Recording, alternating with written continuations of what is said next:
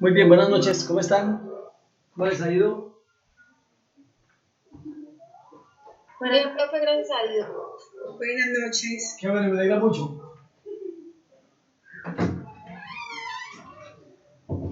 Muy bien, vamos a llamar a la lista, por favor, para que me contesten, si son tan amables. Juan Felipe Bedoya. Presente, buenas noches para todos. Muy buenas noches, hombre Juan Felipe. Mariana Benjumea.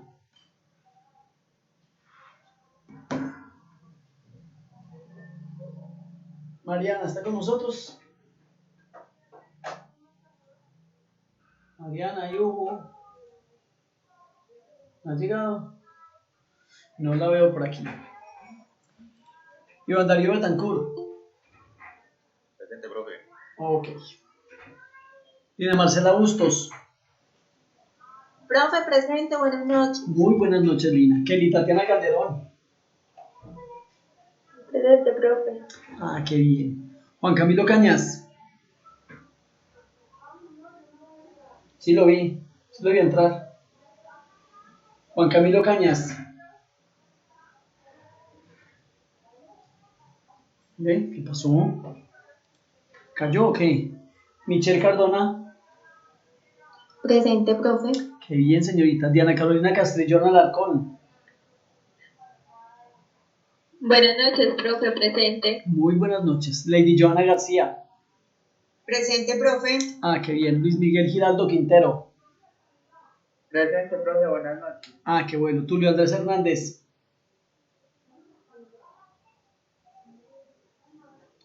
Tulio Andrés. ¿Ha llegado? Santiago Herrera.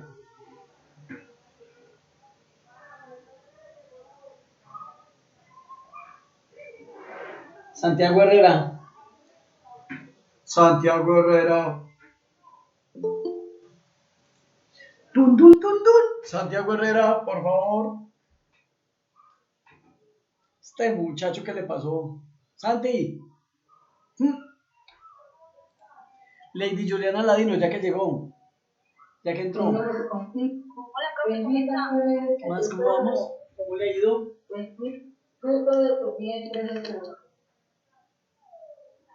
Muy bien. Gina Yomaira López. Hola, profe, buenas noches, presente. Hola Gina, buenas noches. Ashley Joana Marín, la más madrugadora del día de hoy.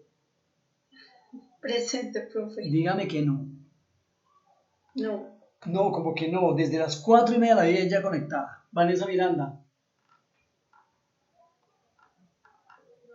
Buenas noches, presente. Uy, sí vino, qué bueno. Laura Joana Ocampo. Buenas noches, profe, presente. Muy buenas noches. José Fernando Rego. Profe, buenas noches, presente. José, buenas noches. ¿Cómo le ha ido? Faisulio Espina. Buenas noches, profe, presente. Ah, qué bien, excelente. John Freddy Pescador. Buenas noches, profesor, presente. Sí. Hombre, John Freddy, muy buenas noches. Diana Carolina Ramírez. Ah, por allá por el chat, bien. Clara Isabel Ramírez. Yo la vi entrar hace rato. Presente, profe, buenas noches. Ah, yo sabía que sí estaba. Diana Francis Restrepo. Hola, profe, presente. Hola, señorita, buenas noches. Melissa Ríos. Hola, profe, presente. Uy, sí habló, qué bueno. Ana María Rivera. Hola, profe, buenas noches. Muy buenas noches. Francis Juliet Sáenz.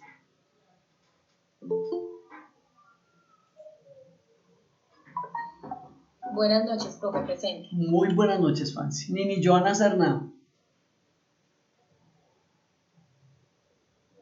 Muy bien, Nini. Paula Andrea Valencia.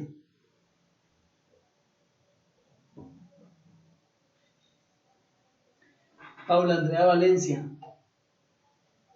No la he visto entrar. María Cristina Valencia. Presente, profe. Ok. Volvemos. Mariana Benjumea, ¿ya llegaría? No la veo por aquí. No la veo. Juan Camilo Cañas. Profe, buenas noches, presente. ¿Cómo es? Hombre, Juan Camilo. Bien, hijo, ¿usted cómo está? ¿Cómo va?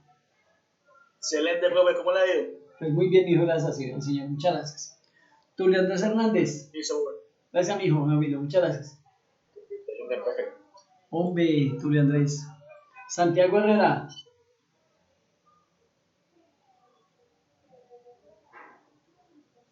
Santiago Herrera. ¿Qué pasó con el audio, Santiago? Y Paula Andrea Valencia. No la veo por aquí. Muy bien, me falta Paula y Mariana. En un momento, por favor, yo reviso por aquí. ¿Quién más tenemos? ¿Quién hay por aquí? Valentina Acosta Arias. Presente, profe. Ah, qué bien. Valentina. Dame un segundo, por favor. Jonathan Sánchez Escobar.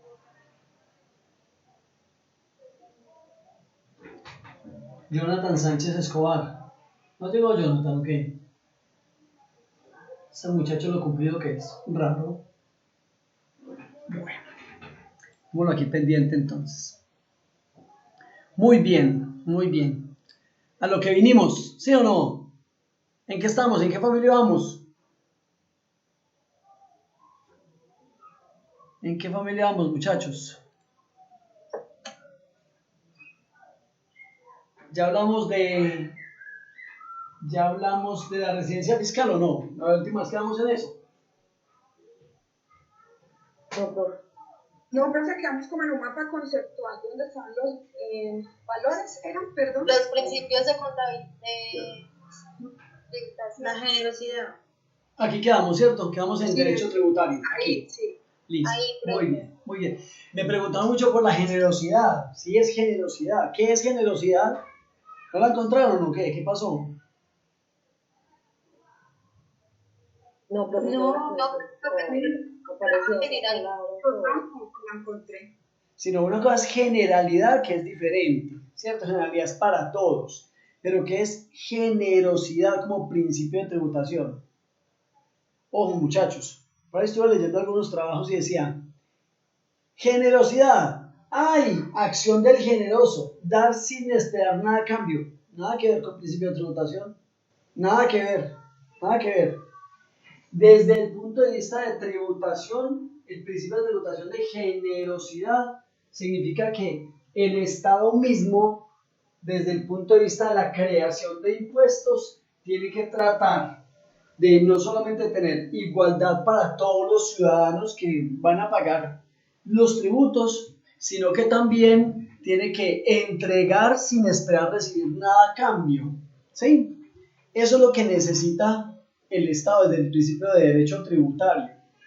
Es decir, que la generosidad de parte del Estado es, por ejemplo, lo que acaba de suceder aquí en Colombia con el tema de la ley 2060. ¿Se acuerdan o no, Ana María? ¿Se acuerdan de la ley 2060 o no?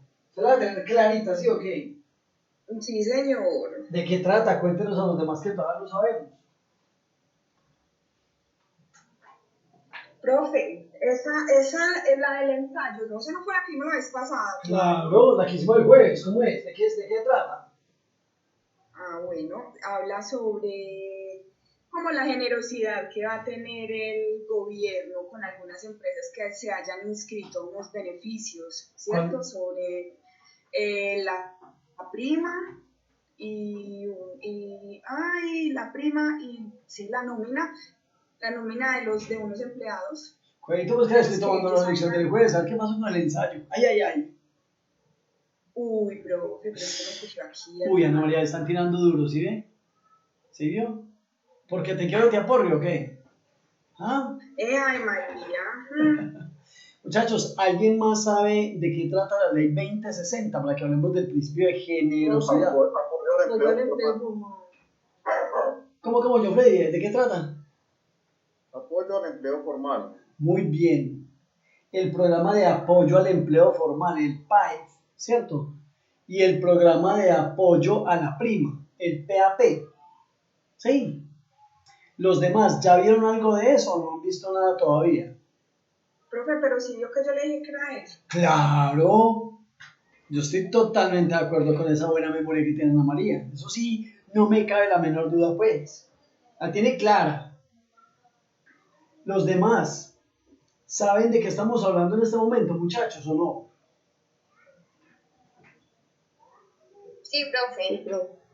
Sí, profe. Sí, ¿quién más me quiere ayudar con eso?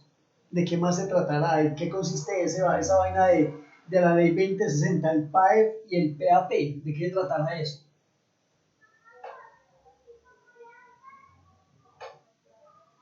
Qué lástima que Santiago está sin micrófono, hombre. Adelante, te escucho. Tengo una pregunta. Dime. Es que en mi empresa el director dijo como algo que no se podía solicitar eso porque estamos solicitando como un préstamo con el banco. Entonces que eso como que dañaba el historial. No sé si me puede dar claridad con eso. ¿Cómo así que daña el historial? Los que ya leyeron la norma, ¿tienen alguna respuesta para que le demos aquí a la señorita Melissa?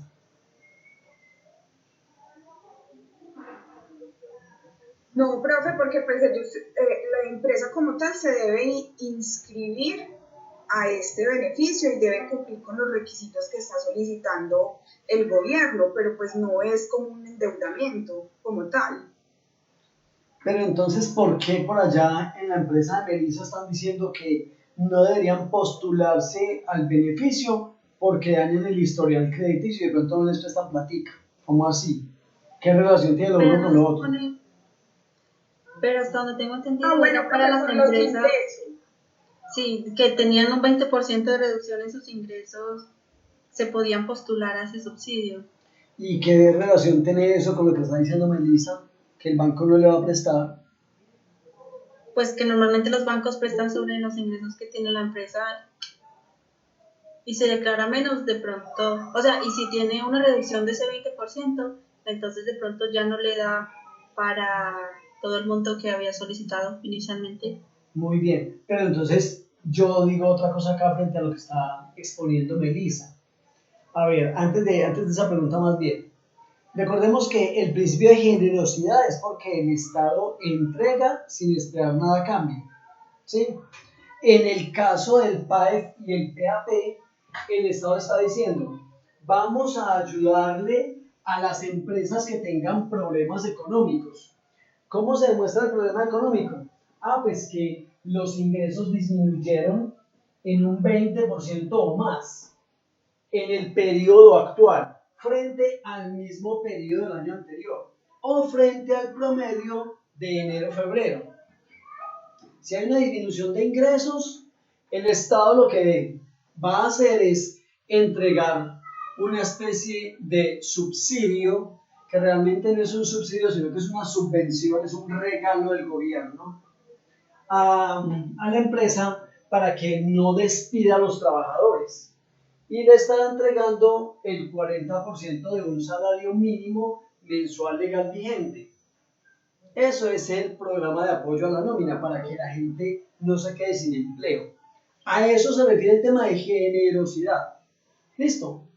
Muy bien, no era un error. Algunas personas me preguntaban, no es que es un error, esta es generalidad. No estamos hablando de generalidad, estamos hablando de generosidad. La generosidad se trata de lo que acabamos de hablar en este momento. ¿Listo? Muy bien. Ahora, para responder lo que Melissa nos está preguntando acá en este momento, tenemos que advertir que si la empresa ha disminuido sus ingresos de más del 20%, venga, no deje de solicitar el subsidio. Pues mire, si no solicita el subsidio, de pronto no va a tener ni el subsidio ni le van a aprobar el crédito.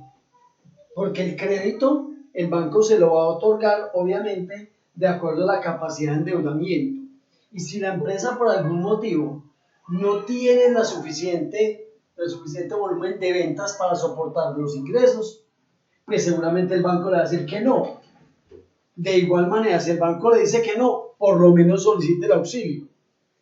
Una cosa no tiene mayor cosas que ver no tiene mayor incidencia en lo otro. Entonces, ese es como mi concepto personal. ¿Listo? Muy bien. Ahora, en esta parte del derecho tributario, tenemos que ver la clasificación de impuestos, que ya lo vimos rápidamente la vez anterior. Decíamos que los impuestos se clasifican en impuestos, contribuciones y tasas, ya vimos ejemplos de eso, y hay unos actos administrativos, unos directos, otros indirectos. Actos administrativos directos, ¿como cuáles? Como cuando el gobierno saca una ley. Una ley es una norma de carácter general que casi siempre requiere una reglamentación. Casi siempre requiere una reglamentación. Existen los decretos con fuerza de ley, que son los que produce por lo general el gobierno nacional con el fin de atender alguna situación de emergencia o con el fin de aclarar alguna decisión o simplemente para ejercer la autonomía que tiene el Estado sobre todos los conciudadanos o las personas que vivan en el país. Además de eso, existen también los reglamentos que se tienen que dar, los tratados, que los tratados básicamente son convenios que hay por lo general entre países con el fin de determinar ciertas situaciones puntuales. Por ejemplo, entre Colombia y Nicaragua hay un tratado de soberanía sobre el mar, sobre el Caribe, ¿cierto? Sobre el mar Atlántico. Sin embargo, en la presidencia del señor Andrés Pastrana tuvimos una situación un poco complicada, porque resulta que Nicaragua dijo que las aguas internacionales de Nicaragua comprendían hasta gran parte de las aguas que hasta su momento eran de San Andrés y por consiguiente de Colombia. Resulta que la Corte Internacional de La Haya dijo, sí, Nicaragua tiene razón.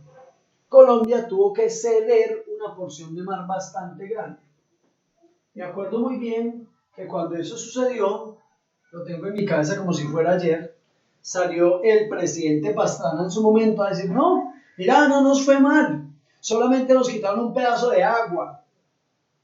Claro, los sanandresanos, ahí sí que les dio dolor de patria, dijeron, venga, o sea que nosotros no remetamos nada para Colombia, nos acaban de quitar unos bancos de peces muy grandes y el gobierno de Bogotá, el centralizado, sale a decir que no, fue solamente agua.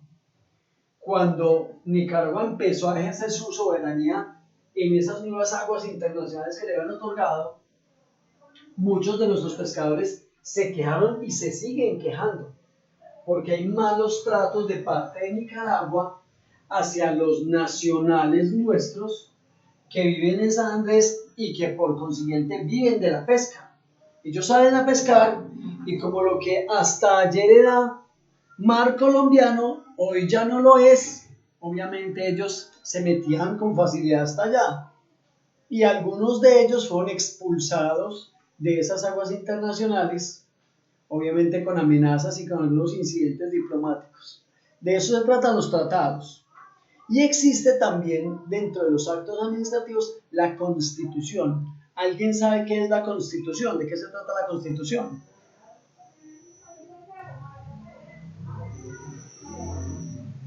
De a uno. ¿Qué es la Constitución?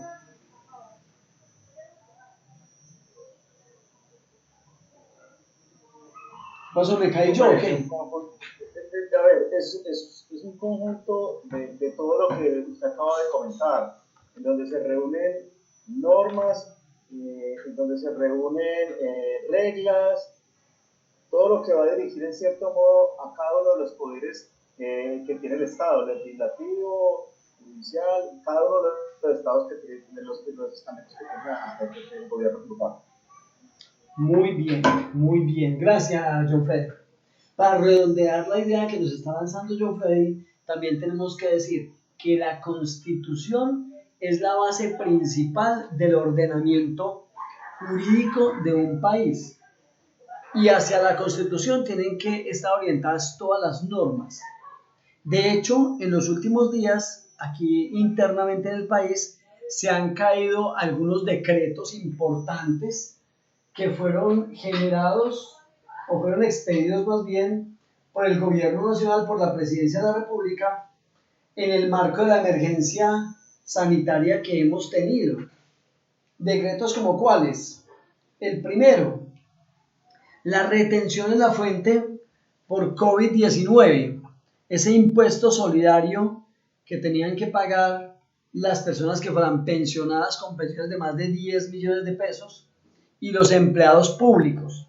Esa retención se cayó, la declararon inconstitucional, va en contravía de la Constitución. Otro que se cayó la semana pasada y que me dolió tremendamente, todavía me duele hasta recordarlo, es el beneficio que había para el pago de multas, sanciones de entes territoriales. Ejemplo, los que manejan moto. Ay, es que tengo un comparendo del año pasado, de enero y febrero de este año.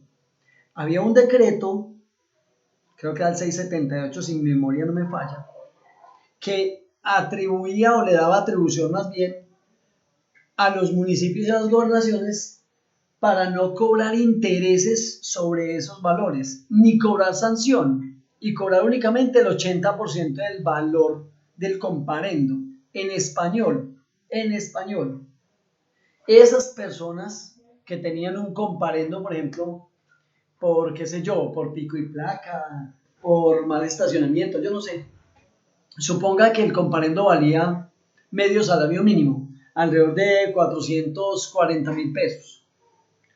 Entonces el Estado decía, si usted cometió la infracción hace más de 3 días, eso ya le vale un salario, se le va a doblar, ¿cierto?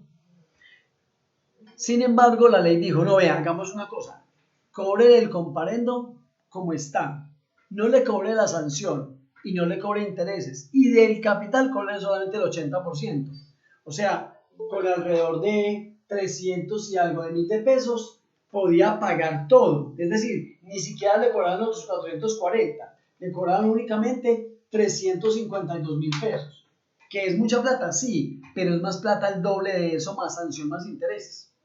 Esa es como la situación de lo que pasó y la Corte lo decretó inconstitucional. Muy bien, esos son los actos administrativos directos y hay unos indirectos, ¿como cuáles?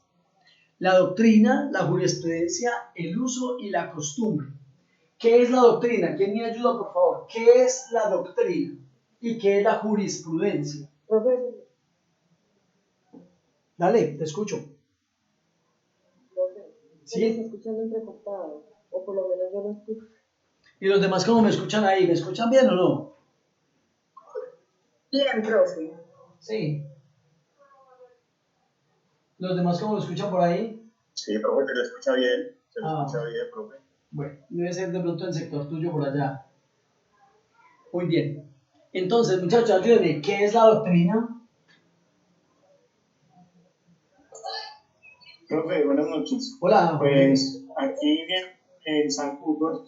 Sí, hágale. Cuente, ¿qué encontró? Para hablarlo más técnico, sí. Es el conjunto de enseñanzas que se basa en un sistema de creencias. Se trata de los principios existentes sobre una materia determinada, por lo general con pretensión de validez universal. O sea, es como digamos, el manejo de la cultura o una creencia definida que es inculcada y que perdura en el tiempo. Muy bien, muy bien. ¿Y qué es la jurisprudencia? Profe, lo que dice acá es que es el conjunto de resoluciones o sentencias. De acuerdo, muy bien. Vamos a aclarar entonces los dos. Miren, muchachos, la doctrina es cuando una persona o muchas personas que conocen mucho del tema emiten su concepto personal y uno se apoya en eso. Por ejemplo, aquí en Colombia, a nivel de revisoría fiscal, hay unos autores muy interesantes en Colombia y uno muchas veces para referirse a algún tema de estos los cita a ellos. Eso es doctrina. Son los conceptos que generan las personas que son muy estudiosas de una materia. La jurisprudencia son los fallos que existen del ordenamiento jurídico del país. Por ejemplo, es que el juzgado X falló a favor de un contribuyente cuando la UGPP vino y le dijo que le tenía que pagar, no sé, la seguridad social de los últimos 5 años, más intereses, más no sé qué cosas. Y hay un fallo en ese sentido donde dice, no, oiga, no pague todo eso, pague solamente lo que es aportes a pensión. Me invento cualquier cosa. Y hay un segundo juzgado que falla en lo mismo y un tercero que falla en lo mismo. Lo que uno hace es que empieza a recoger todos esos conceptos de los juzgados y eso es lo que se les llama jurisprudencia. Entonces la doctrina son personas expertas que emiten un concepto y la jurisprudencia es la que se genera de los fallos judiciales. ¿Me hago entender ahí los dos, muchachos? Sí, señor, está claro. Listo. Pero no estoy tan errado de lo que pensaba, aunque me apoyé pues. Vale, Juan, muy bien, excelente. ¿Qué es el uso, muchachos, y qué es la costumbre? ¿Qué es el uso y qué es la costumbre? Búsquenle en Google a ver qué le sale. El uso. ¿Qué es el uso? ¿Qué le salió? Similares al Google es la utilización de un bien, un producto, un servicio o de algo. No. ¿Cómo? Es que sí. Es la utilización de un recurso, un producto, un bien, un servicio o de algo. Digo yo. Muy bien, es justamente lo que está diciendo Juan Felipe. ¿Y qué es la costumbre? ¿Qué sea la costumbre? ¿Qué entendemos por costumbre? Es la costumbre. Es el uso reiterativo por parte de la sociedad de algún derecho. Muy bien. Resulta que la costumbre, dicen los que generan doctrina, los que saben del tema, que la costumbre con el tiempo se vuelve ley. Hay un ejemplo muy clásico de la costumbre. Supongamos que por la finca de Juan Felipe, todos los días caminamos y pasamos por la misma parte. Pasamos el lunes, luego pasamos el martes, luego pasamos el miércoles, el jueves, el viernes. Todos los días hemos pasado por la misma parte. Anteriormente no había ningún camino, pero como yo ya he pasado varias veces, ya hay un caminito y yo sigo todos los días el mismo caminito. Y cuando yo miro, ya hay varias personas que utilizan ese caminito. A eso es lo que se le llama costumbre. Y esa costumbre se vuelve ley. Cuando usted, Juan Felipe, dejó que Jorge pasara 1, 2, 3, 4, 5, 10 veces por ahí y nunca dijo nada, entonces ¿qué va a pasar? El día que usted salga y diga, no, Jorge Iván, no lo puedo dejar pasar por aquí más, yo le voy a decir, venga, yo llevo muchos días pasando por acá, usted ya no me puede quitar el paso. Ya que hay un camino, mire, vea la senda que hay aquí. Es más, por aquí ya están pasando carros todos los días, me tiene que dejar seguir dejando pasar. Esa es la costumbre. Y la costumbre con el tiempo se hace ley. Muy bien. Miremos las fuentes del derecho tributario. ¿Cuáles tenemos ahí? Tenemos la liquidación privada y la liquidación oficial de aforo. ¿Qué es la liquidación privada, muchachos? Un ejemplo de eso, de liquidación privada.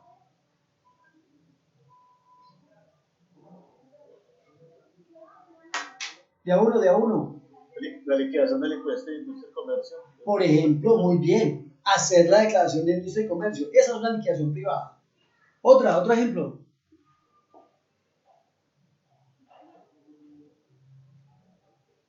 La declaración de renta. La declaración de renta, muy bien. Otro ejemplo. El IVA, bro. La declaración de IVA, muy bien. ¿Qué más? Otro.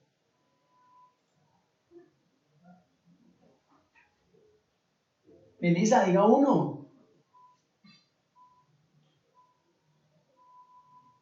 Melissa, ayúdeme. Unito. O sea, acueducto, no, eso no va allí. Es lo que Todo lo me que pasa sean- con los servicios. Todo lo que están declaraciones. Las declaraciones son liquidaciones privadas. El hipoconsumo, profe. Muy bien, Jonathan. Muy buenas noches, mijo. Sí, el hipoconsumo también es una declaración. Bien, mijo, muchas gracias. Excelente. Muy bien. ¿Y qué sea la liquidación oficial o de aforo? ¿Qué es una liquidación de aforo? Los que ya vieron procedimiento tributario, creo que ya casi todos, pues. Creo que todos los que estamos aquí ya vemos procedimiento tributario en algún momento. ¿Qué es una liquidación de aforo?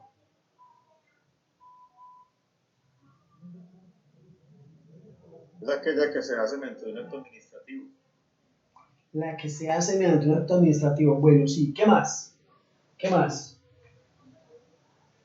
Búsquelo ahí en San Google, como dice Juan Felipe. ¿Qué dice eso? ¿Qué más?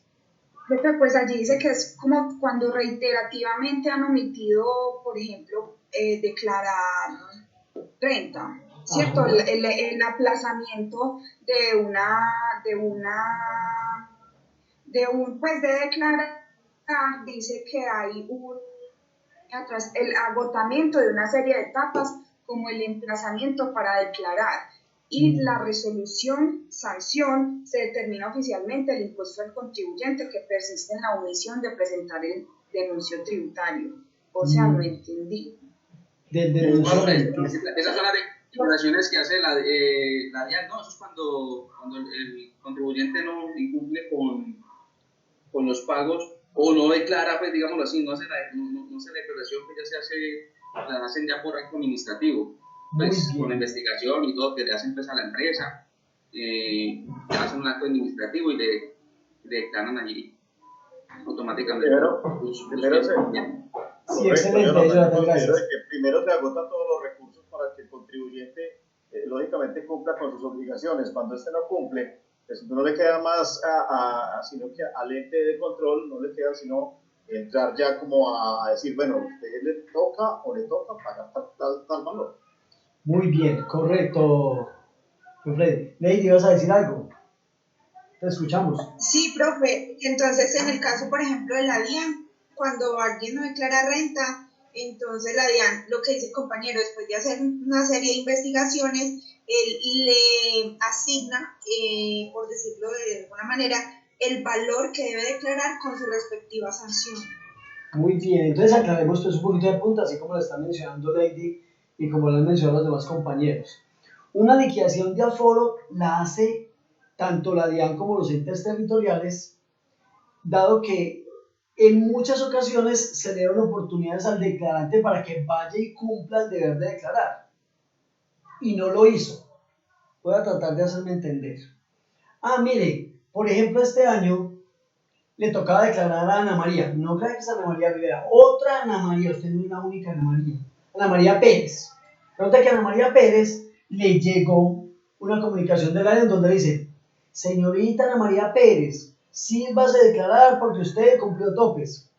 Y ella dice: yo no voy a hacer caso a eso. Y guarda la comunicación o se queda calladita.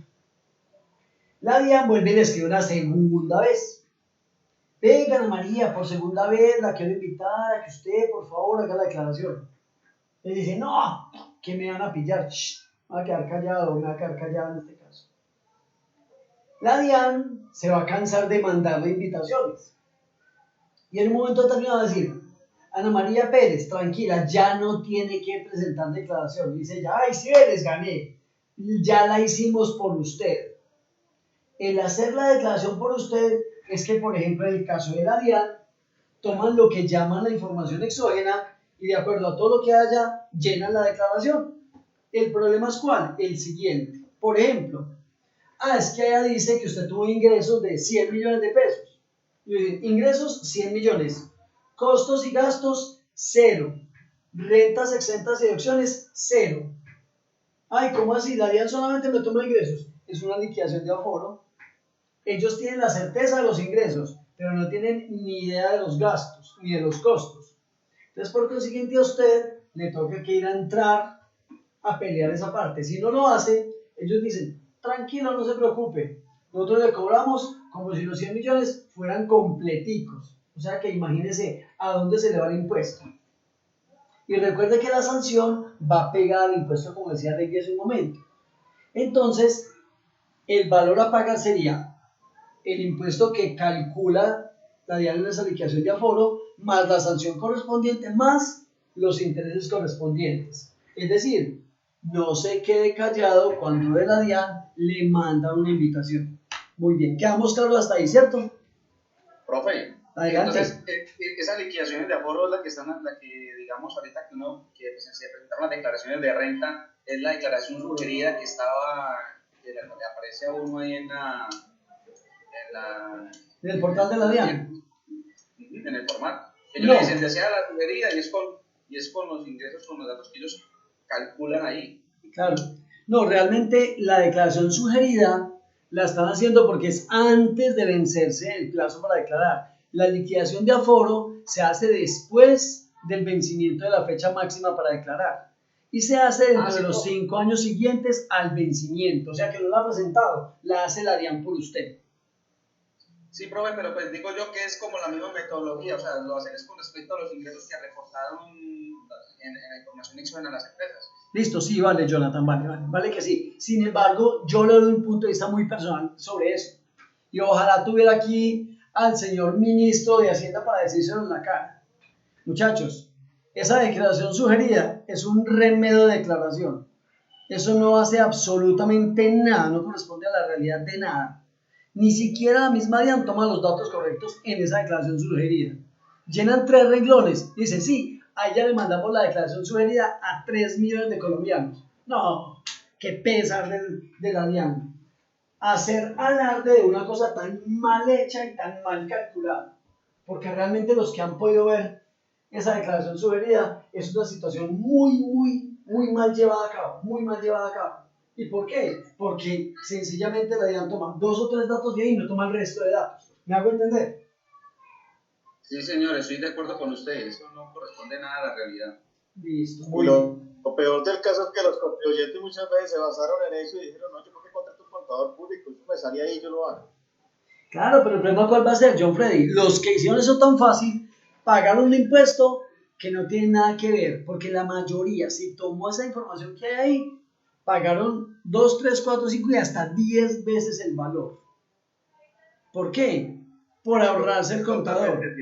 Entonces, se ahorra el contador y le paga el impuesto a la DIAN. Es más, con ese comentario de John Freddy me hicieron acordar de una persona que hace algunos años me llamó y me dijo, Jorge Iván, ¿usted cómo hace las declaraciones de renta? Le dije, una declaración de renta que yo hago vale, en su momento valía 650.000 pesos. Dijo, ay, usted tan carero. Yo, las que yo hago valen 650. El contador mío me la hace en 150. Y ya, bueno, dígale a su contador que se la haga. Yo tengo... Perdón, no, dale. Yo tengo quien la haga en 100, eso es lo que le dicen a uno. Claro, eso es lo que dicen ahí. Entonces, mire lo que me pasó con él. Finalmente, yo le dije, no, dígale al contador que usted tiene que se la haga, pues, el contador de toda su vida. Extrañamente, el señor, faltando un día para vencerse, me llamó. Jorge Iván, entonces, ¿me va a hacer la declaración? Le dije, no, pero ¿cómo me va a pagar mis 650 y usted la consigue en 150? No, yo quiero que usted me haga la de este año. Yo, tan raro. Yo, tan loco que me salió. Pues a cuento de que voy a pagar casi 5 veces más el valor. Yo le dije, listo, no, pues finalmente hay una plática y me va a pagar, pues que me pague. Me mandó los documentos, hicimos la declaración.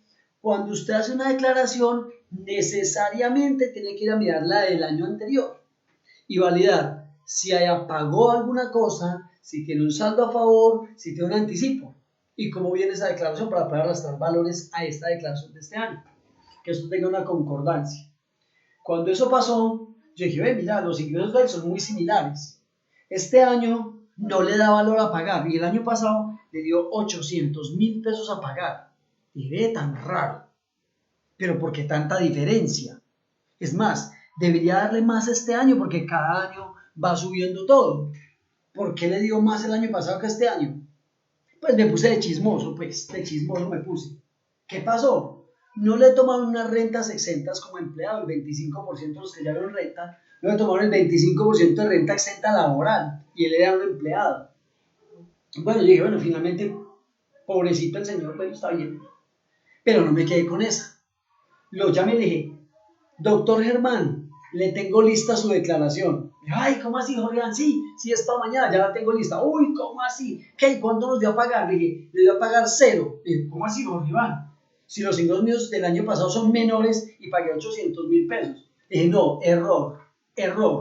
Usted por la declaración del año pasado pagó 950.000 pesos, le pagó 150 al contador y le regaló 800 a la DIAN. Este año le vale 650, le da lo más barato. Hasta ahí. El señor, el fiel cliente mío. Entonces, no es porque el que le cobre menos es el más barato. No, de pronto el que le cobra menos es porque le va a entregar su plática a la DIAN, como en este caso que les cuento. Bueno, cerremos paréntesis ahí, muchachos, que me fui por otro lado. Ahora, sigamos hablando del derecho tributario. Como ustedes ven en esa diapositiva, el derecho tributario básicamente define las normas y principios relativos a los impuestos. Es decir, el Estado impone, como su nombre lo indica, impone impuestos. ¿Qué es un impuesto? Es una imposición, ¿cierto? Y recauda también esos valores que determinó como imposición.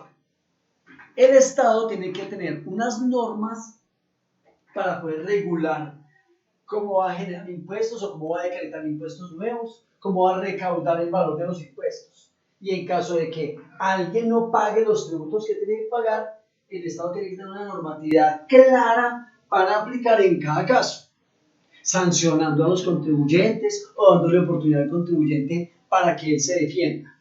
En ese orden de ideas, el derecho tributario hace parte del derecho administrativo, es decir, el Estado administra los ingresos del mismo Estado y esos ingresos del Estado en su gran mayoría provienen de tributos, de impuestos, ¿sí? El derecho tributario está compuesto por principios y normas, como ya lo vimos hace un momento, y básicamente ese derecho tributario lo que hace es que establece o se ocupa de todos los tributos que pueden haber, tanto a nivel nacional, departamental como municipal, en todo su conjunto completo.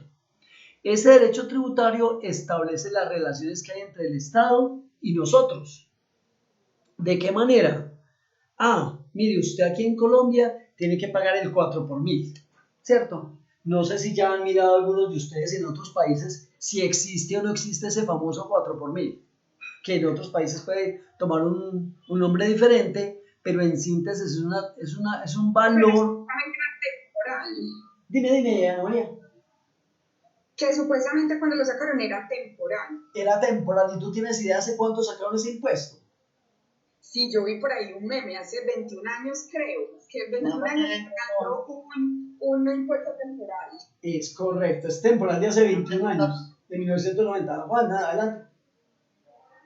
No, pues el dato que tengo es que es para la crisis que hubo de la banca en el año del 98-99, que como primera medida se tomó el 2 por mil como periodo de prueba y paulatinamente iba a crecer al 4 por mil y hasta ahí iba a quedar, hasta que llegara a su tope y supuestamente lo iban a ir quitando también pues paulatinamente y se quedó como impuesto.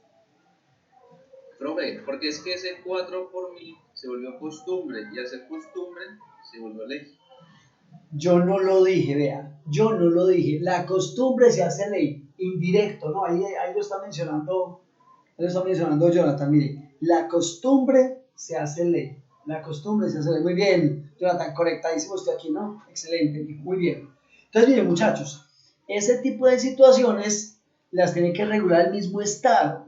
¿De qué manera? ¿Cómo va a recaudar el impuesto? ¿Quién lo hace? ¿En qué formularios? ¿A quién autoriza? ¿Quién recoge el dinero? ¿Cómo se lo entregan al Estado? ¿El Estado qué hace con esa plata? O sea, regula absolutamente toda esa relación. Además, ese derecho tributario lo que hace es que valida de manera material y formal cómo es todo el establecimiento de la carga tributaria. ¿Cómo así que de manera material y formal? Muchachos, ¿quiénes tienen que pagar determinado impuesto? ¿Quién paga impuesto de renta? Fulano. ¿Quién presenta? Fulano. Con ciertas características, ¿cierto? ¿Cómo lo tiene que hacer? Mire, los que estén obligados a declarar renta llenan un formulario y ese formulario que tienen que llenar ellos ahí, lo que hacen es que lo tienen que diligenciar completo, lo tienen que firmar, lo tienen que llevar al banco o lo presentan por internet. La parte formal es cómo hace el contribuyente para entregar la información. Y la parte material es métase la mano al bolsillito y pague. ¿Listo? ¿Estamos claros hasta ahí, muchachos?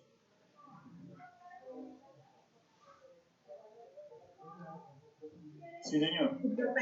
Listo, muy bien. Entonces, ahora miremos un tema que es supremamente importante y se llama la residencia fiscal. ¿Sí?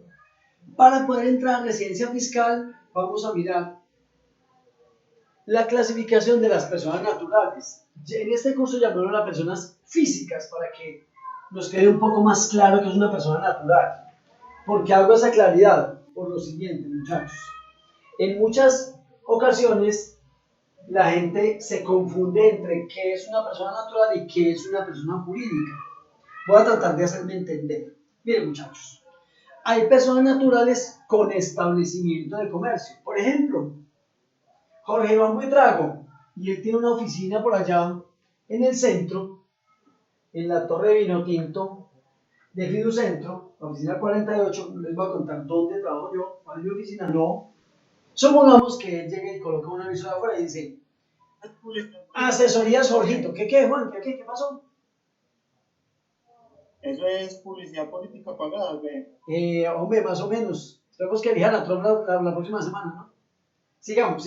No me pique, Juan, no me pique, por favor. No me pique con la política que no respondo. Mentira, no soy amigo del tema. Y del tema conozco muy poco. Bueno, Conozco muy poco del tema. ¿A dónde voy, muchachos? Entonces, Jorge Iván Buitrago Reynosa le colocó un aviso por allá a su oficina y dice: asesorías Jorgito. Cocinamos las mejores asesorías de la región. Ese es el lema de nosotros. Muy bien. Entonces, Jorge Iván fue a la Cámara de Comercio y dijo: yo quiero que mi establecimiento de comercio, mi oficina, se identifique como Asesorías Jorgito. Mire que Asesorías Jorgito realmente no es una sociedad. Es el nombre de un lugar que yo le di para identificarme.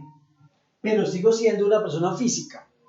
Entonces, las personas naturales son las personas físicas, así tengan o no un establecimiento de comercio registrado.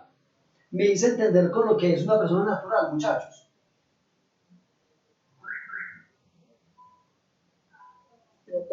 Sí, profe. ¿Sí quedó claro? Muy bien. La persona jurídica, la manera más fácil de identificarla es por los apellidos. La persona jurídica tiene una clasificación: SAS, SA, un apellido pues, SAS, SA, SNC, Sociedad Comandita, Limitada. En fin, todos los tipos de sociedades que existen. La diferencia es que esa persona jurídica requiere que una persona natural vaya y ejerza en nombre de esa sociedad acciones y derechos, o sea que ella por sí solita no puede hacer nada. Tiene que nombrar un representante legal. ¿Estamos claros ahí, muchachos? ¿Es claro eso? Sí, profe. Muy bien. Entonces, desde ese punto de vista, miremos la clasificación de las personas naturales o las personas físicas. ¿Cómo se clasifican? Se clasifican de acuerdo a su naturaleza, a su nacionalidad o a su residencia. De acuerdo a su naturaleza, pueden ser personas naturales, sucesiones ilíquidas o donaciones y asignaciones modales. Tenemos claro qué es cada una de esas clasificaciones que hay de acuerdo a su naturaleza, muchachos.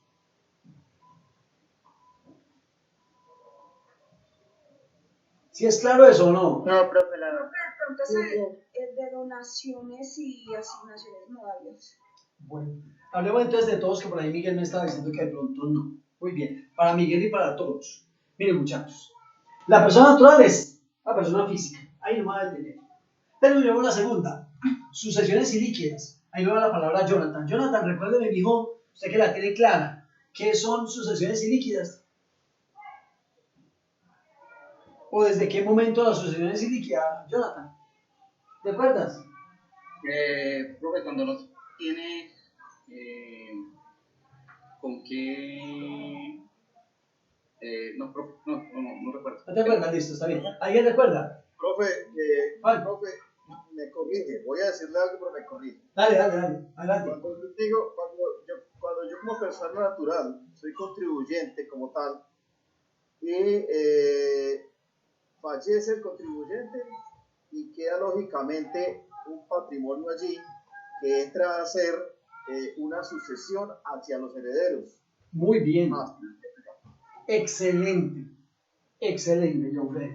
La sucesión técnicamente es ilíquida desde el momento del causante, es decir, desde que la persona se va sin avisar. Ah, es que falleció el señor, el papá, la mamá, falleció el que tenía los bienes. ¿De quién son los bienes? Todavía no son de nadie, hay que esperar que el juez, mediante un acto administrativo, un acto judicial más bien, determine a quién le van a entregar los bienes. Entonces, ese proceso, dile a María, te escucho, dale. Esto solamente se da cuando una persona fallece. Es la correcto. única manera. Es correcto. La sucesión es ilíquida a partir del momento en que fallece la persona. ¿Hasta cuándo es ilíquida? Hasta cuando reparten los bienes. Adelante. Profe, una pregunta. Si, por ejemplo, esa persona que fallece declarada por patrimonio, ¿qué pasa con esa?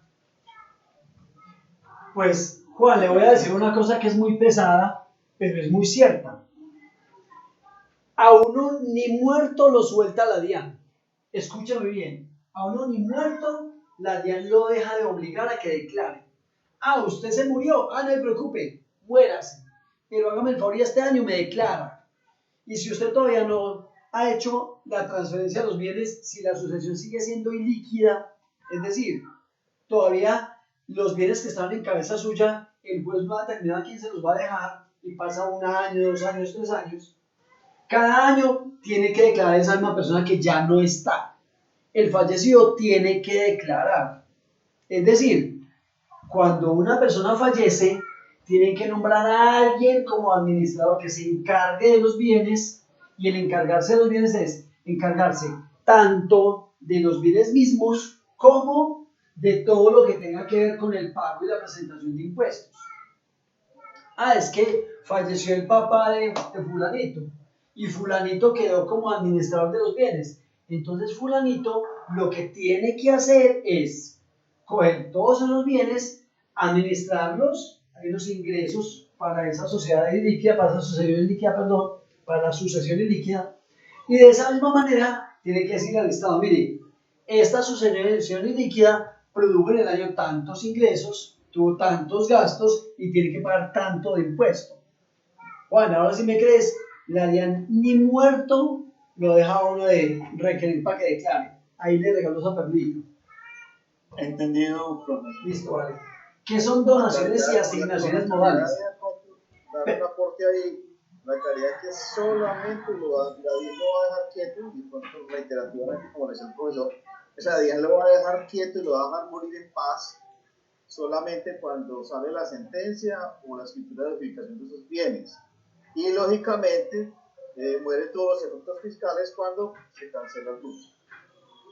Es correcto, John Freddy, es correcto. Sin embargo, para la cancelación del RUT, la DIAN no le va a dejar a usted cancelar el RUT si no está todo en debida forma ya en el sistema de la DIAN. Ay, es que era una persona que tenía que presentar exógeno y no lo ha presentado. Presente exógeno para poderle cancelar el RUT. Ay, es que debía 100 pesos de impuestos. Pague los 100 pesos antes de cancelar el RUT. Y yo hacer una verificación antes de. Muy bien. ¿Y qué son donaciones y asignaciones modales? Juan, adelante. Básicamente en el ejercicio no es que se cancele, sino que cambia de persona. Pues ya el heredero es quien asume toda la responsabilidad. Ah, sí, de los bienes, sí, desde luego que sí. Así es. Muy bien. ¿Qué son donaciones y asignaciones modales? ¿Qué son donaciones? Algo que se da, que se regala. Algo que se regala, muy bien. ¿Alguien quiere donación? ¿Alguna donación por aquí o no? Estamos donando nuestro tiempo de aprendizaje. Bueno, como que nadie. Yo les pensaba donar ahí un 5 en la materia, pero como nadie quiere, entonces Yo sí quiero una donación. No, pero ya se pasó el tiempo, Lili, no es. Yo le pensaba donar un 5 ahí al que me dijera que yo, pero nadie dijo nada. Profe, pero yo me la merezco. Pero más de 5, Nini, con solo 5 no. Más de eso. No, más de 5. Más de 5. Muy bien. ¿Qué son las asignaciones modales, muchachos? Es como un enredito que hay, asignación modal. ¿Qué será eso? Es un conjunto de bienes y derechos que deja una persona al fallecer por medio de un testamento, para que estos sean dados con una destinación específica. Muy bien, tiene una destinación específica. Por ejemplo, es más, la asignación modal no necesariamente tiene que la persona fallecer. Una asignación modal se da, por ejemplo, cuando el papá dice, yo quiero constituir un patrimonio autónomo para entregarle a mis herederos todos los bienes que tengo. Pero eso lo entregamos únicamente cuando se cumpla la condición. La asignación es modal, ¿por qué? Porque es una condición. ¿Y la condición es cuál? Uno, que mis hijos o mis hijas cumplan la mayoría de edad. O dos, que se muera el fulanito. Entonces, cuando se cumplan las dos condiciones, los bienes son transferidos a las personas que están determinadas dentro de la constitución de la asignación modal. ¿Me hice entender de eso, muchachos? Sí, pero pueden existir muchas más cláusulas, ¿no? Sí, claro, desde luego que sí. En esa parte realmente ustedes van a encontrar algo que llaman los fideicomisos. Y pegado a los fideicomisos van a encontrar las fiducias, hay fiducias mercantiles, fiducias de miles de tipos puede ser en el mercado. Pero básicamente es como ese tema. Ahí no me voy a tener porque los voy a como a extender con un tema que no viene mucho al caso. Sigamos con las personas físicas de la clasificación. Por su nacionalidad, ahí sí está muy fácil pues. O son nacionales o son extranjeros, ya se acabó. Y por su residencia, pueden ser residentes fiscales o pueden ser no residentes fiscales. Y aquí me voy para otro lado. Miremos el tema de residencia fiscal. Repito, estoy aquí al final de esta, residencia fiscal, ¿cierto? Hay residentes y no residentes fiscales.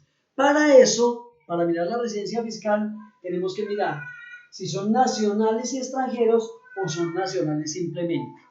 Ahora, una persona que sea colombiano o de cualquier otro país, pero que haya estado en el territorio nacional por 183 días continuos o discontinuos, esa persona viene a ser residente fiscal colombiano. ¿Y qué pasa con esa residencia fiscal colombiana? Que esa persona, natural obviamente, porque mira que es persona física, en caso de cumplir los topes de declaración de renta, o sea que hay dos cosas adicionales, que sea residente fiscal y que cumpla topes, deberá de llenar el formulario 210.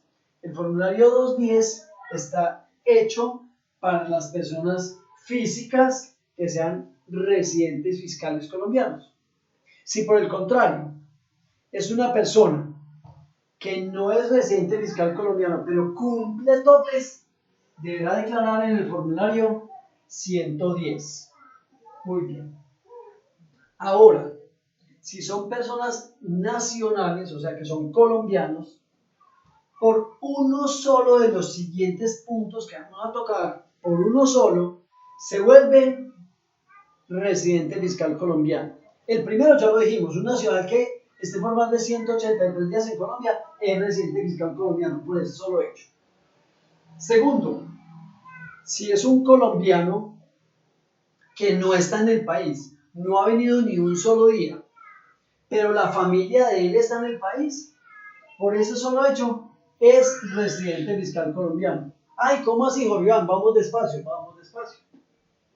Resulta que mi papá se fue del país, se fue para España, lleva 1, 2, 3, 5 años allá, y mi papá muy juiciosamente cada mes nos manda una platica. Resulta que mi papá no ha venido por aquí, pero aquí en Colombia está mi mamá, que es su esposa, y estamos los hijos. Solo por ese hecho de tener la familia aquí en Colombia, él sigue siendo residente fiscal colombiano. ¿Me hice entender ahí? ¿Es claro eso? ¿Sí me hice entender? Hasta ahí vamos claros, profesor. Listo.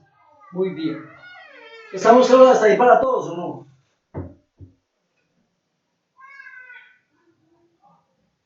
Sí, profe. ¿Listo, María Cristina? Sí, Sí. Ok, muy bien. Ahora, vamos a mirar lo siguiente. Si esa persona es soltero, ¿cómo se medirá el tema de que la familia permanezca en el país? Por ejemplo, Juan Fernando no se ha casado y se va del país. ¿Cómo sabemos si es residente fiscal colombiano o no? Si es soltero. Sus padres. Muy bien. Resulta que Juan Fernando se fue, Juan Felipe no se fue. Tendríamos que revisar la consanguinidad hasta dónde aplicaría la norma, ¿no? Listo, la norma realmente aplicaría hasta primer grado de consanguinidad. Padres. Entonces, si él se fue de aquí y sus padres están en Colombia, significa que él es residente fiscal colombiano. Ah, pero si él se fue y se casó por allá, acabó de cambiar. Ya no sería residente fiscal colombiano, a menos que se cumplan otras condiciones. ¿Listo? Entonces, la primera es esa. Perdón, la segunda es esa, la tercera. Resulta que él es soltero, se fue para el extranjero, pero ya se casó. No ha venido a Colombia, o sea, no cumple ni con el tiempo, ni sus padres. Ya tienes un hogar allá en el otro país. Pero resulta que es una persona muy juiciosa, ha mandado plática mes a mes a Colombia, y aquí en Colombia le compraron ya 2 casas, 2 carros, y resulta que el ingreso que recibe en Colombia ya es mayor que el ingreso que recibe en el extranjero. Por ese solo hecho, sigue siendo residente fiscal colombiano, porque es un colombiano que devenga más ingresos aquí que en el extranjero. Me hice entender, muchachos, ¿es claro eso? Profe, qué pena. No, me le perdí un momentico ahí, porque es que tengo un tema ahí. A ver, los ingresos que recibe, a ver, los ingresos que yo lo entendí, los ingresos que está consignando, pero son de renta extranjera. Sí. Pero más del 50% de los ingresos totales son de aquí de Colombia. Ejemplo. Ah, pero adicionalmente a eso recibe otros ingresos. Sí. 50% son de fuente nacional. Es correcto. Las personas que se van para el extranjero y empiezan a mandar platica, y aquí compran un apartamento, o 2 o 3, un carro, 2, 3, y entonces empiezan a mirar, ¿qué ingresos tiene el extranjero? Va a decir una cifra cualquiera, tiene 30.000 euros, alrededor de 120 millones al año. Pero resulta que aquí en Colombia ya tiene varias propiedades y varios bienes, y le están rentando. Y aquí los ingresos fueron de 125 millones. Como ya más de la mitad de los ingresos son de aquí de Colombia y él es nacional, sigue siendo residente fiscal colombiano. ¿Me hice entender ahí? Ahí sí le comprendí, profesor. Listo. Muchas gracias. Vale, con mucho gusto, John Freddy. Otro, sin tocar los anteriores, no tiene más del 50 de ingresos, se casó y está viviendo por allá con la esposa, pero allá en el extranjero no tiene nada de bienes y aquí tiene los carros y las casas. Solo por ese hecho ya es residente fiscal colombiano. ¿Me hice entender con ese? Está más fácil que los anteriores. Qué pena, profe, puede repetir, es que se entrecortó. Listo. Estamos diciendo que la mitad de los bienes o más de la mitad de los bienes están en el país. Juan Felipe se fue y resulta que él todo lo que trabaja lo manda para Colombia. Allá no se ha comprado ni un carro de balineras, pues, ni un puesto de dulces, nada, no ha comprado nada. Pero todo lo manda para Colombia. Y aquí tiene 4 apartamentos, 3 carros, 2 camiones, un hotel, yo no sé qué más. Tiene una cantidad de bienes en Colombia. No, ya lo entiendo, o sea, que lo que tiene acá le genera mucho más beneficio por riqueza de lo que se gana en donde está. Pero no es el ingreso, Juan, son los bienes. Solamente por el hecho de bienes. Si más de la mitad de los bienes están en el país, es residente fiscal colombiano. ¿Sí me hago entender? Sí, o sea, ya. Una es por ingresos, es una solita, y hay otra por patrimonio. Es más, y hay una tercera. Dale, te escucho. Ana. Profe, qué triste, yo acá viendo que usted mencionaba que solo con que cumpla uno de estos requisitos ya es una persona es cierto, fiscal. Sí. Y residente fiscal. Y para ver lo de la ley, toca cumplir un montón de requisitos para poder aplicar al beneficio del gobierno. Y con tan solo uno que se incumpla ya no se puede aplicar. Pero aquí es al revés, con tan solo uno que se cumpla, ahí sí aplica. Pues por eso es que el Estado tiene una soberanía y es el que determina las normas, ¿no? Sigamos eligiendo lo que elegimos cada vez, ¿cierto? Anita. Sí, profe, total. Por eso es que voy a votar por Trump. Profe, voy a esperar a que se termine con todos los puntitos porque les tengo un ejemplo de la vida real. Listo, vale, pues. Listo, vale, muy bien. Ahora, el otro punto, que la mitad o más de los activos poseídos estén en el país. Una cosa es que los bienes estén en el país y otra cosa es que los bienes sean administrados en el país. ¿Sí? Es decir, yo ya expliqué los bienes poseídos en el país. Vamos a mirar los que son administrados en el país. Eso significa que más de la mitad de los bienes que él tiene están aquí y los administran aquí en el país.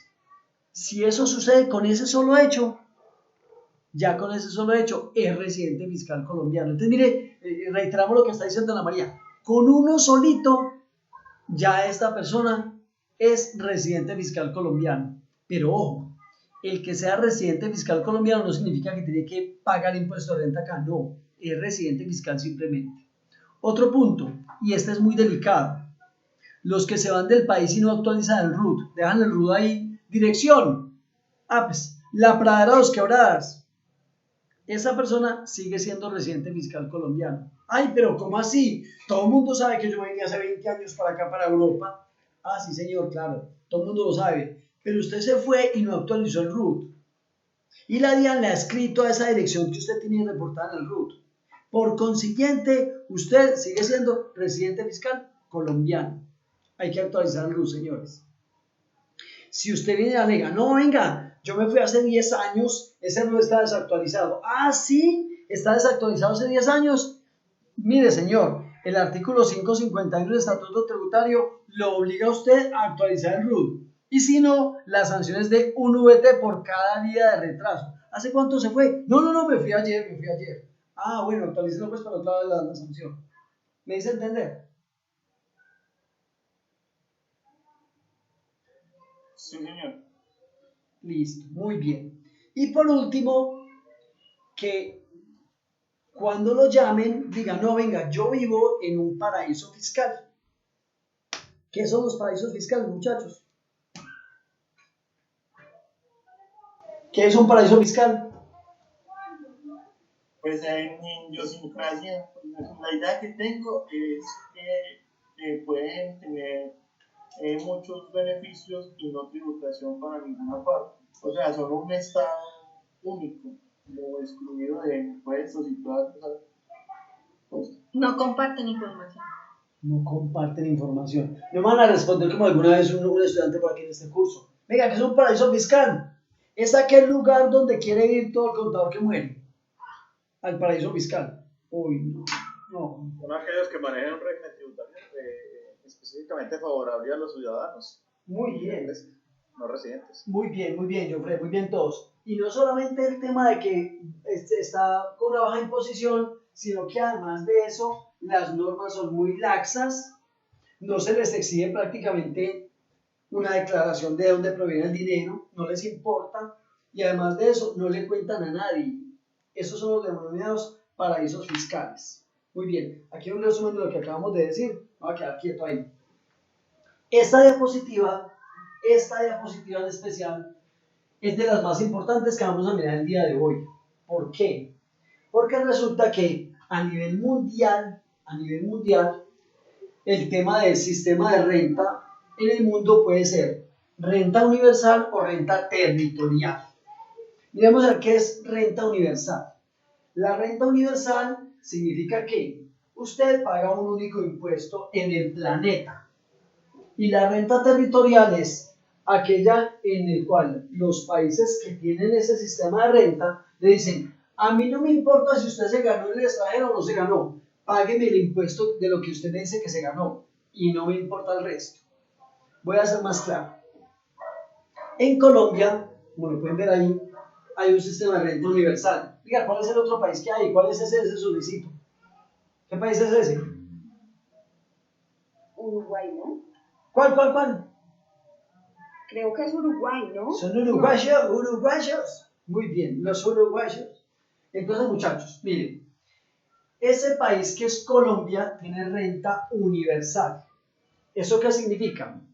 Significa que si usted, por ejemplo, recibe ingresos en Ecuador y recibe ingresos en Colombia, usted en Ecuador, por los ingresos que recibe en Ecuador, tiene que pagar un impuesto. Y cuando usted va a declarar en Ecuador va a decir, ingresos, 200 millones. Ingresos ecuatorianos, 110 millones. Ingresos del extranjero, 90 millones. Y en Ecuador usted va a decir, aquí en Ecuador paga impuesto y como somos renta universal, así como en Colombia, le permitimos que usted liquide el impuesto sobre 200 millones. Dice, impuesto a 200 millones, por decir algo, 20 millones de pesos. Perdón, allá tendría que ser alrededor como de $6.000. $6.000 allá. Entonces, cuando venga aquí a Colombia va a decir, ingresos suyos. Ah, mire, con mi cédula fueron 200 millones. Es decir, usted declara el ingreso total, tanto en Colombia como en Ecuador. Pero, cuando usted venga al otro país, usted se resta el valor del impuesto total, lo que pagó en el otro país, más específico. Usted está aquí en Colombia y va a decir, ingresos en Colombia, 200 millones. ¿Cuántos impuestos pagó en el exterior? Ay, pagué $6.000, 20 millones. El impuesto aquí en Colombia para 200 millones son 25 millones. Réstele a esos 25 millones los 20 que pagó en Ecuador y págueme solo 5. Ese es el sistema de renta universal. ¿Me dice entender, muchachos? ¿Quedó claro ese punto? Sí, profe. Sí. Lo mismo en Ecuador. En Ecuador va a decir, valor de los impuestos en Ecuador, 200 millones. En pesos colombianos, 20 millones de pesos. ¿Cuánto pagó en Colombia? 25. Entonces aquí no pague nada. Ya está pago el impuesto. ¿Me hago entender con la figura, muchachos? Para poder hacer eso, los países tienen que compartir información para poder restar del impuesto completo el valor de lo que se está pagando en el otro país. ¿Me hice entender ahí, muchachos? ¿Es claro eso?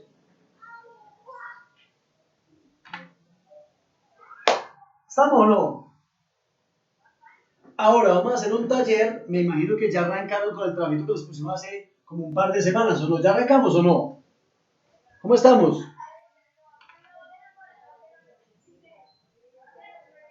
Muchachos, ¿ya arrancamos con el trabajo o no? El trabajo de la investigación de los ¿Cuál, profe, de los impuestos? De los países, sí, los impuestos de cada país. Impuestos de otros países. Sí. Ya arrancaron a averiguar sobre eso. Sí, profe. Hemos estado investigando. Sí, profe. Listo, bueno. ¿Por qué les pedí el favor que estuvieran mirando los tipos de impuestos? Porque enseguida vamos a hacer un taller. Entonces vamos a hacer lo siguiente primero. Faltan 7 minuticos para las 8. Hagamos un breakcito de 20 minutos, ¿les parece? Volvemos a las 8:15. ¿Listo? Listo, profe. Ok. He hablado mucho, ya me está doliendo la garganta, entonces vamos, tomen café de cuenta mía, por favor. Pueden dirigirse a la cocina, si son tan amables. Toman café de cuenta mía y nos vemos a las 8:15. Listo, yo pago el café. Es más, con leche y parmeado si quiere. Yo invito. Ah, bueno, profe, gracias. Voy a parar mi grabación. 8:15. ¿Continuamos? Sí, profe. Continuemos pues. Muy bien. John Freddy tiene la palabra, lo escuchamos. Gracias, profe. Adelante. Es lo siguiente, ahorita que miramos el tema de residencia fiscal. Es una persona, primero de nacionalidad colombiana, pero que vive en Singapur. Fue requerida por la DIAN porque los topes de las consignaciones así lo ameritaban. Hasta donde tenía entendido, pues lo primero que tenemos que hacer es lógicamente revisar el tema de residencia fiscal. Entonces, la duda que yo tengo es la siguiente. La persona, pues, yo acabo de mirar algo y es que lamentablemente no tiene algo actualizado. Pues ahí sí, la verdad la desconocía, por eso. Yo lo que quiero saber es si se debe tomar como residente fiscal dadas las condiciones. El dinero consignado y depositado en las cuentas es un dinero que le da el cónyuge de ella, que es extranjero, ya vive hace mucho tiempo allí, y pues abrió unas cuentas ella abrió una cuenta de ahorros acá y consiguió una plata para tener un patrimonio aquí en Colombia. No tiene pues comprado bienes todavía ni nada, solamente tiene un lote y eso es todo lo que tiene.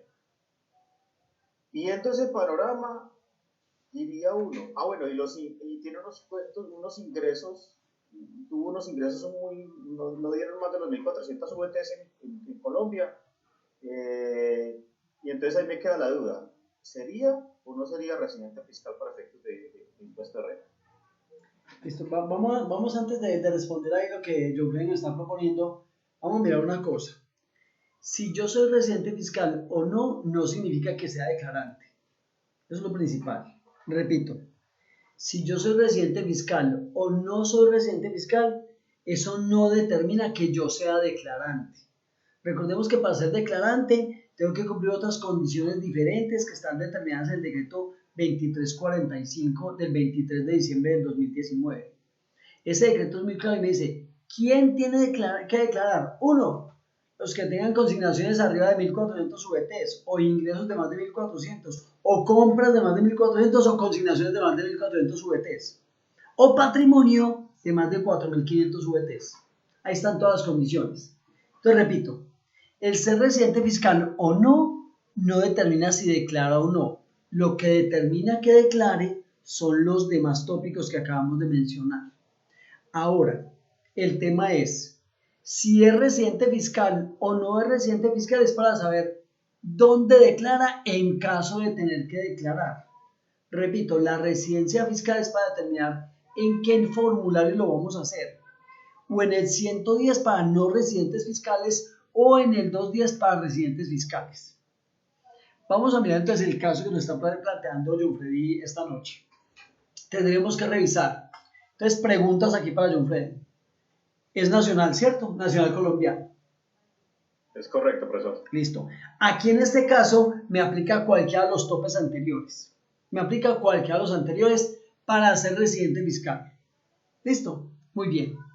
Por lo que veo, ingresos son más allá que acá, pero patrimonio está aquí en Colombia. ¿Es así, John Freddy? Y como patrimonio pero el patrimonio que tiene aquí en Colombia corresponde a un lote. Listo. ¿Y el patrimonio que tiene el extranjero de cuánto es? ¿Cómo, profesor? Patrimonio del extranjero, lo que él tiene allá. ¿Qué tiene allá? Lo que tiene allá tiene el 50% de la vivienda.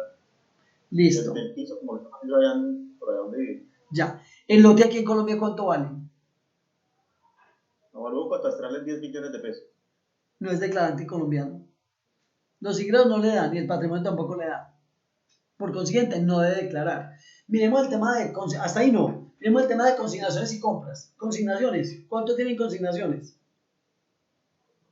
Tiene cerca de 60 millones de pesos.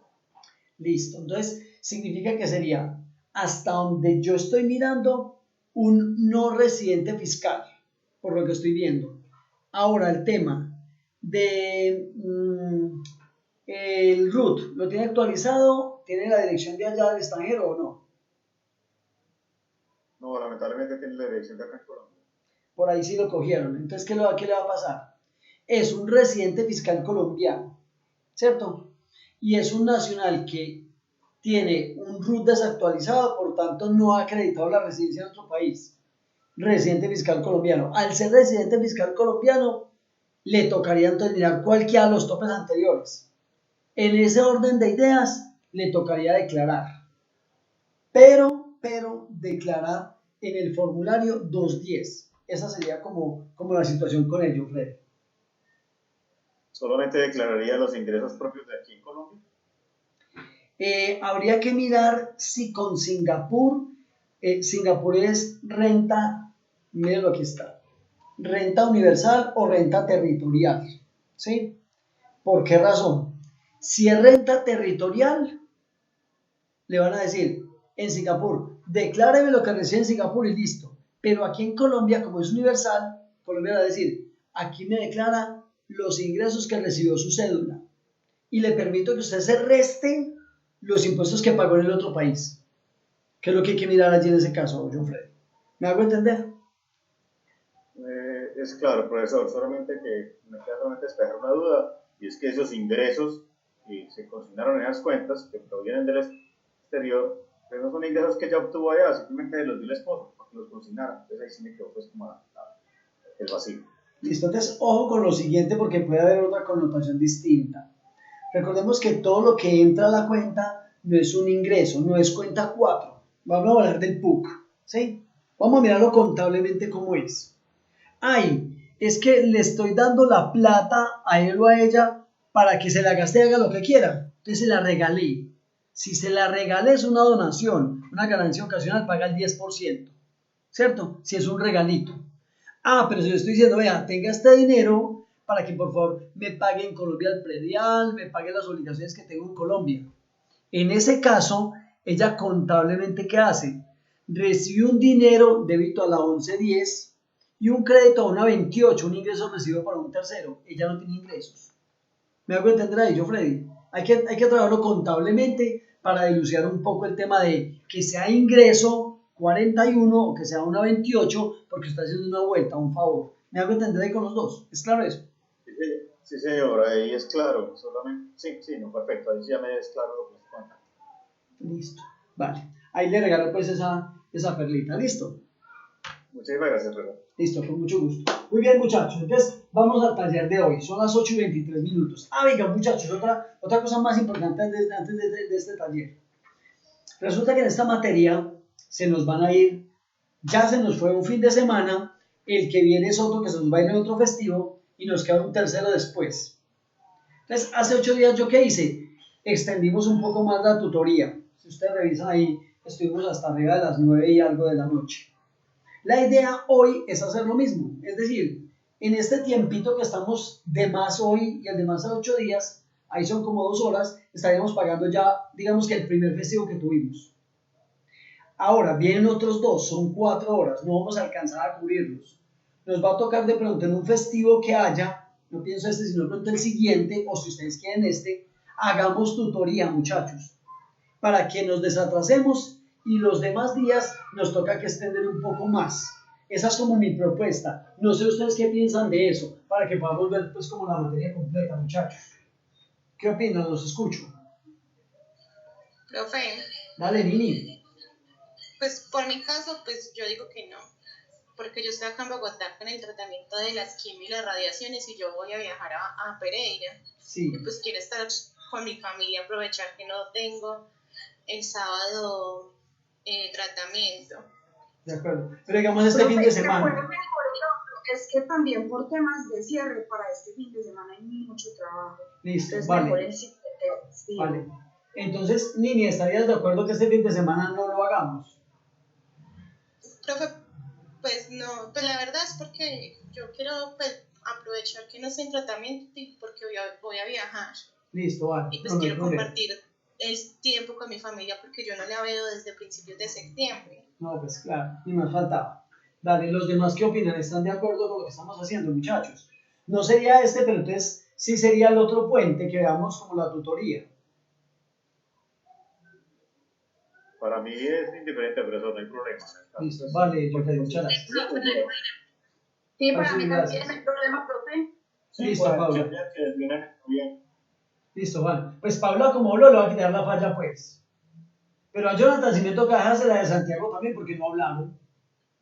Profe, no, eso para el segundo festivo me parece perfecto. Uno porque le quite la falla y dice cualquier cosa, ¿sí o no? ¿Cierto, Jonathan? Listo, profe.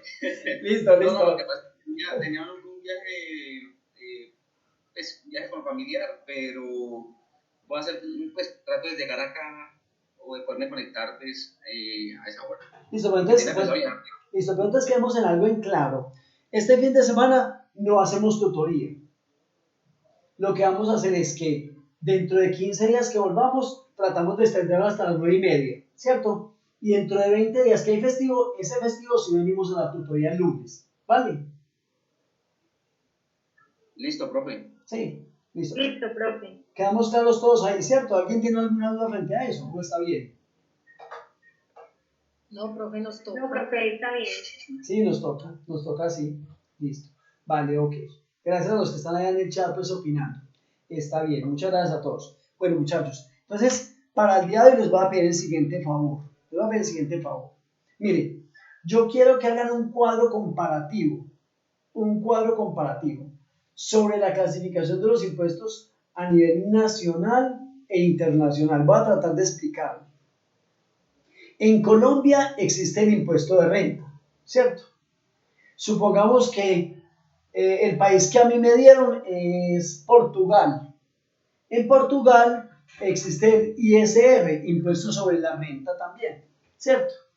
Aquí en Colombia el impuesto sobre la renta es para naturales y para jurídicos, ¿sí? Y se presenta sobre los ingresos y hace una pequeña descripción. Y voy a decir, mire, en Portugal también hay un impuesto de renta. El impuesto de renta en Portugal se presenta de esta manera y la tarifa es tanto. Quiero que hagamos un comparativo entre los impuestos nacionales de Colombia y los impuestos del país que a usted le correspondió. ¿Es claro eso, muchachos? Hacemos un cuadrito comparativo de los dos, donde mencionamos de qué se trata, grosso modo, y tarifas y quiénes presentan. ¿Me hago entender con el punto que quiero que hagamos hoy, muchachos? Sí, profe. Muy bien. ¿Alguien tiene alguna duda? Profe, sí, pues sí, a pesar de que hay varios impuestos, como más o menos cuántos serían o cómo No. Digamos que sean como los principales en Colombia, los que tú has visto en tu carrera. Vale. Listo, como para que dejemos un poco cerrado el tema. Es decir, impuesto de renta, IVA, retención de la fuente, que en algunos países se da también el mecanismo de retención. De pronto el tema de industria y comercio, el 4x1000, el impuesto al consumo, digamos que sean como los más importantes. ¿Listo? Comparándolos con el país que usted tiene. Hacemos un cuadrito comparativo, decimos Colombia, estos impuestos. ¿Cómo se liquidan aquí? De esta manera y a qué tarifas. Y en el otro país, ¿cuáles son y qué tarifas? Por ejemplo, a mí me tocó Argentina. Bueno. En Argentina existe el impuesto al cubierto y aquí en Colombia es el impuesto al consumo. ¿Cómo es en Colombia y cómo es allá? Ejemplo, de esa manera. Me hago entender para todos, muchachos. ¿Quedó claro eso? Sí, profe. Sí, profesor, claro que sí. Listo, bueno, entonces les pido el favor que en los mismos grupos que venimos trabajando lo desarrollemos. Son las 8:21 y tenemos una hora para eso. Es más, va hasta las 10 de la noche, ¿les parece? Para que no tengamos como camisa de fuerza frente al tiempo. Voy a abrir la tarea de la plataforma. Fuera del tema. Dale, Jonathan. ¿Usted este semestre va a ser diplomado? Yo creería que no, Jonathan. Yo creo que no. Ok. Pero si van a ser diplomados de pronto. Sí, la universidad siempre lo hace, sí. De hecho, creo que es un par de semanas que lo están haciendo ahorita, ya es más intensivo. Es mucho más intensivo. ¿Listo? Listo, muchas gracias. Listo, vale, con mucho gusto. Muy bien, muchachos, entonces quedan las reglas puestas sobre la mesa. Voy a abrir la tarea en la plataforma de una vez. Vamos hasta las 10 para que lo suban. Yo voy a cerrar mi micrófono. Si alguien necesita alguna cosa, le pido por favor que por el WhatsApp. Y estamos pues muy atentos. Antes de irnos, voy a ponerle falla a los que finalmente no contestaron. Entonces, venga, miremos aquí, a ver quién faltó. Por aquí. No, Jonathan no vino. Jonathan no llegó, entonces tocó dejarlo ahí con falla. Sí, sí vino. Está bien. Entonces, Jonathan, aquí estamos, ya sin falla. Listo. A ver a quién más tenemos por acá.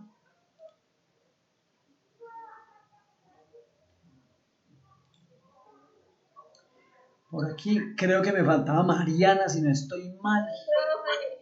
Profe y yo. Y yo. ¿Verdad? Mariana y yo. Estamos Mariana y yo. Y Paula. Mariana y Paula. Aquí. Ay, Santiago, ¿verdad? Mariana sí vino, ¿no? Oiga, la salvó la campana. La salvó la campana. Mira, Santiago ya estaba, vea. Qué bien, profesor. Sí, vea, Santiago ya estaba ahí, mijo. Y Paula, muy bien. Tenemos una asistencia del 100% del amadísimo público, ¿no? Excelente. Muy bien. Ahí quedamos ya listicos, muchachos, actualizados. Entonces, les pido el favor, pues, que desarrollen también los grupitos como están, por favor. Voy a abrir la tarea de la plataforma hasta las 10 de la noche, entonces les pido ese gran favor que me ayuden con eso para que lo subamos allá. Y nos vemos dentro de 15 días. ¿Listo?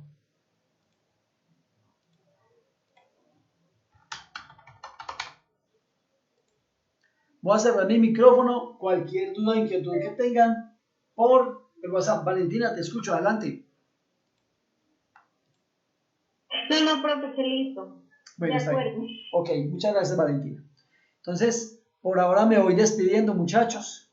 Por el WhatsApp más tarde terminamos de organizar todo. Voy a cerrar video acá en este momento para que lo subamos de una vez a la plataforma también.